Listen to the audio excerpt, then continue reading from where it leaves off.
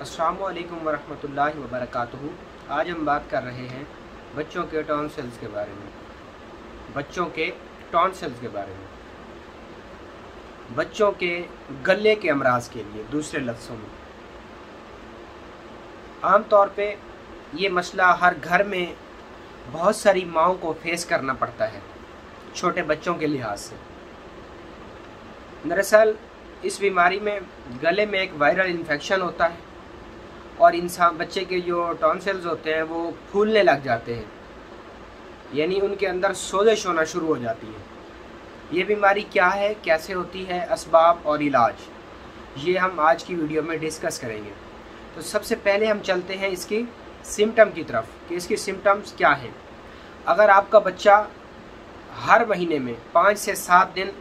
बुखार उसको आता है तो आप मुआयना करें कि कहीं आपके बच्चे को टॉन्सिल्स तो नहीं है। अगर आपके बच्चे को खांसी होती है तो भी शायद हो सकता है कि आपके बच्चे को टॉन्सिल्स हों। और ये भी हो सकता है कि अगर आपका बच्चा निगलने में कोई चीज़ अगर वो खाता है और निगलने में उसको परेशानी हो रही है तो भी आप अपने बच्चे के टॉन्सिल्स को ज़रूर देखें। उसका मुंह खोल के उसके गलों को, जो अंदर गलफड़े होते हैं वो यहाँ पे मोटी मोटी बॉल्स सी होती हैं, तो उनको आप ज़रूर देखें कि कहीं वो सूज तो नहीं रहे या कहीं उसको मसला तो नहीं है। और बच्चों से पूछें कि उनको निगलने में मसला तो नहीं हो रहा। अगर बार बार कह हो रही है तो शायद हो सकता है कि आपके बच्चे के टॉन्सिल्स बढ़ रहे हों या बच्चों को गले के अमराज हो रहे हों। इसी के साथ अगर आपके बच्चे को सांस में दिक्कत, निगलने में परेशानी हो रही है, सांस में दिक्कत हो रही है, सांस में तंगी हो रही है और सांस के अंदर बदबू आ रही है आपके बच्चों को, तो भी हो सकता है कि आपके बच्चे के टॉन्सिल्स बढ़ रहे हों या उनमें इन्फेक्शन हो रहा हो। आए दिन बुखार होना, बच्चों का ज़िद्दी होना, चिड़चिड़ापन होना और गले की जगह पे निगलते वक्त ज़ोर से निगलना और बुखार रहना और मुंह से रालें वगैरह बहना या मुंह से गंदी बदबू आना या सांस लेने में दिक्कत होना, तो ये तमाम सिम्टम्स बच्चों के टॉन्सिल्स के बारे में हो सकती हैं, बच्चों के गले के अमराज से रिलेटेड हो सकती हैं। तो अब हम बात करते हैं कि बच्चों के, ये तो हमने सिम्टम पे बात की, तो अब हम बात करते हैं इसकी काज पे कि वो कौन सी वजूहात हैं कि जिनकी वजह से आपके बच्चे को ये मर्ज़ लाहक हो सकते हैं। तो उनमें सबसे पहली चीज़ ये है,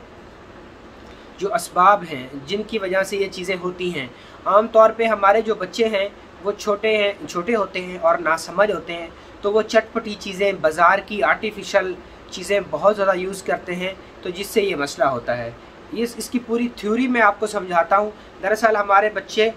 बाज़ार की जो मसाले वाली चीज़ें होती हैं वो बड़े शौक़ से खाते हैं। वो स्कूल में जाते हैं तो वहाँ पे वो चीज़ें बहुत आसानी से उनको अवेल हो जाती हैं,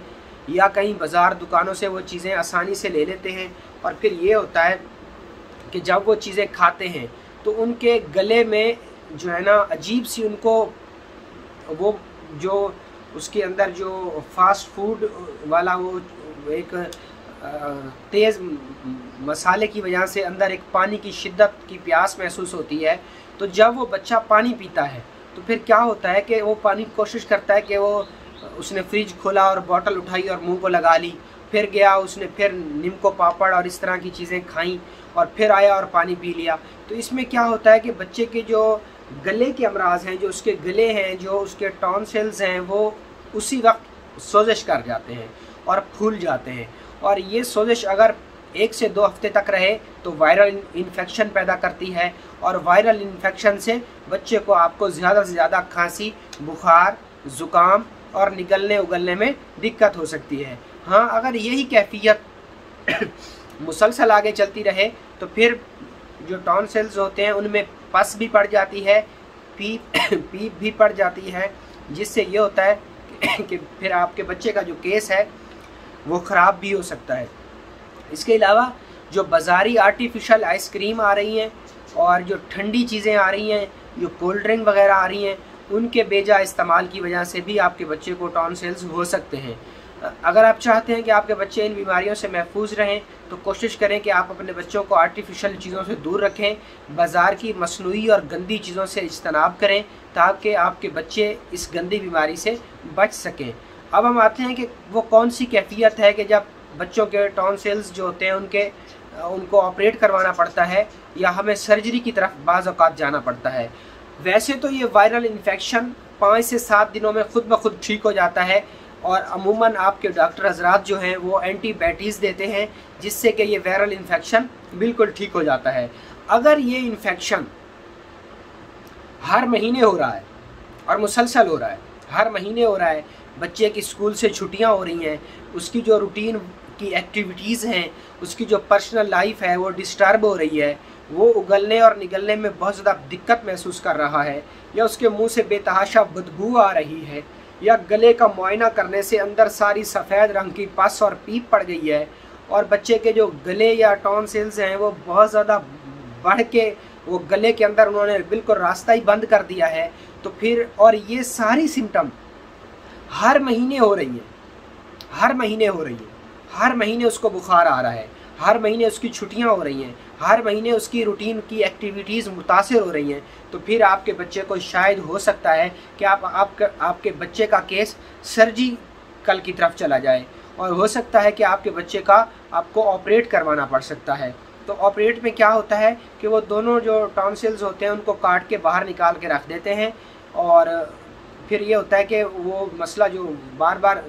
वायरल इन्फेक्शन के नाम पे जो बार बार बुखार आता है वो आना बंद हो जाता है, क्योंकि जब टॉन्सिल्स अंदर होंगे ही नहीं तो बीमारी तो खुद ब खुद ख़त्म हो जाएगी। बहरहाल ये एलोपैथिक इलाज और तरीका इलाज था, या वो बीमारी के इब्तदाई दर्जे में एंटीबायोटिक्स वगैरह का इस्तेमाल कराते हैं। मैं चूँकि एक होम्योपैथिक डॉक्टर हूँ तो मैं आपको इलाज बिल मिस यानी no side effect no loss वाला आपको ट्रीटमेंट बताऊंगा। मैं आपको अपनी फील्ड से रिलेटेड मेडिसिन बताऊंगा और वो मेडिसिन बहुत अच्छी और इफ़ेक्टिव मेडिसिन है। आप यकीन करें जो होम्योपैथी से रिलेटेड है वो इस चीज़ को बखूबी जानते हैं कि ये चीज़ कितना काम करती है। अगर आपके बच्चे को टॉन्सिल्स हो रहे हैं, वो फूल रहे हैं, वायरल इन्फेक्शन आ रहा है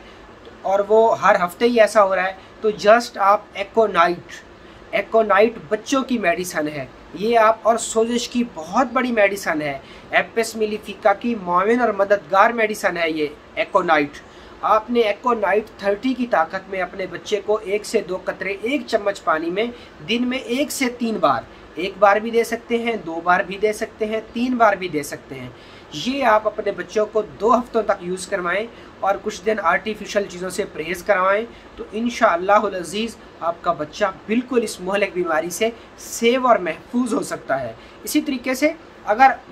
बीमारी बढ़ गई है और अंदर बदबू आने लग गई है और केस सर्जिकल की तरफ जा रहा है, तो भी आप अपने बच्चों का सर्जिकल ना करवाएं और होमियो को ट्राई करें। मैं किसी होम्योपैथी कंपनी का एजेंट नहीं हूँ जो माज़अल्लाह मैं आपको मेरा उससे बेनिफिट है कि मैं इतनी तारीफ़ें किए जा रहा हूँ, या चूँकि मैं एक होम्योपैथी फील्ड से रिलेटेड हूँ तो अपनी फील्ड को बढ़ावा चढ़ावा देने के लिए मैं ऐसी बातें कर रहा हूँ, ऐसा हरगिज़ नहीं है। इसके रिज़ल्ट्स हैं और दुनिया फ़लसफ़ा होम्योपैथी पर अब ईमान ला रही है और ये बहुत इफ़ेक्टिव और ज़बरदस्त तरीका इलाज है। इसका कोई साइड इफ़ेक्ट नहीं होता, ये बहुत सस्ता, आसान और आम फहम और आपके करीबी शहर में ही अवेल है, हर जगह पे ये अवेल होता है। तो दूसरी जो ज़बरदस्त मेडिसिन है, अगर केस सर्जिकल की तरफ जा रहा है या अंदर पस पड़ गई है या अंदर सोजिश बहुत ज़्यादा हो गई है, अंदर पस और पीप पड़ गई है, तो आपको सलीशिया आपको यूज़ करवानी चाहिए अपने बच्चों को, और सलीशिया आपको 200 में यूज़ करवानी चाहिए अपने बच्चों को। और सलीशिया 200 का तरीक़ाकार ये है कि इसका आप 1 चम्मच पानी में 2 कतरे डाल के सुबह और 2 कतरे आपने शाम को यूज़ करवाने हैं। तो इंशाअल्लाहुल अज़ीज़ आपके बच्चे की सर्जरी भी नहीं होगी, यानी केस सर्जिकल की तरफ भी नहीं जाएगा और कोई साइड इफ़ेक्ट भी नहीं होगा, और सारी ज़िंदगी एंटीबायोटिक्स की नाम पे आपको मेडिसिन भी नहीं खानी पड़ेगी। तो ये 2 मेडिसिन हैं। अगर बीमारी इब्तदाई दर्जे पे है तो फिर आप एकोनाइट यूज़ कीजिए, अगर बीमारी इंतहाई दर्जे पे है तो फिर आप एकोनाइट भी यूज़ कीजिए और सलीशिया भी यूज़ कीजिए। ये दोनों मेडिसिन आम हैं, आसानी से हर जगह अवेल हैं, आप इसको ट्राई कीजिए। इंशाअल्लाहुल अज़ीज़ ये आपको बहुत अच्छे रिज़ल्ट देंगी।